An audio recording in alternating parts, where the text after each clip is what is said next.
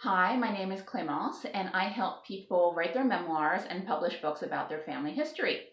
And you can imagine I get all sorts of comments about this when I tell people. And the funny thing is that, especially in relation to memoirs, I hear the same three ideas come up again and again. And that's what I want to talk about really briefly, because all three of these comments are really misconceptions about what memoir writing is all about. So, number one. Um, I have lots of stories to tell, but my grandkids just don't seem that interested. Well, yeah, sure. There are some people who are just never going to be interested in family history. That's the way it is. What can you do? Not much. However, if the person who's saying that to me is talking about their grandchild, their great grandchild, well, look, what 13-year-old really gets excited about family history? That kid is few and far between. But as he gets older and has his own family and his own kids, well, now he's going to care because he's going to want to talk to his child about his parents, his grandparents, his great-grandparents. Just like that person is saying to me, I want to talk to my family and they're not interested. So you have to remember in this case to just let time do its work. Number two, well, my life isn't that interesting anyway. So I just disagree with that fundamentally. You don't have to have invented sliced bread to have had an interesting life.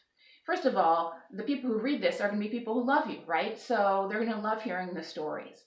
And when you think about how different your childhood was from the childhood of your children or grandchildren, I mean, it's night and day, right? It's like a science fiction movie about some person who didn't have a cell phone, right? Because there were no cell phones.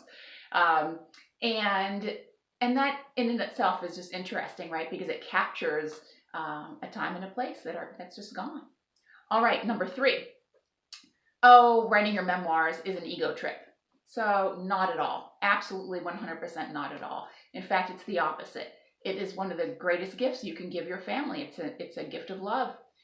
And when you think about, how much time and probably money a person can spend making plans for what to do with their assets that have been accumulated over the course of a lifetime, that's a plan. There's an industry that supports that, right? But you've accumulated other things too. Intangibles, wisdom, life experiences, a value system, family stories. I mean, whatever you have in there, right?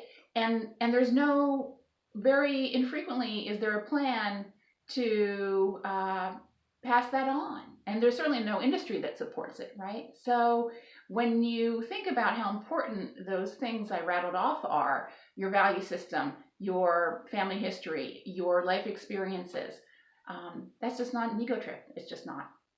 So there you go. There are the three misconceptions about memoirs I hear all the time, and this is my favorite subject. So if you have questions or you want to talk about this, I hope you'll give me a call, 215-645-7766. Thank you.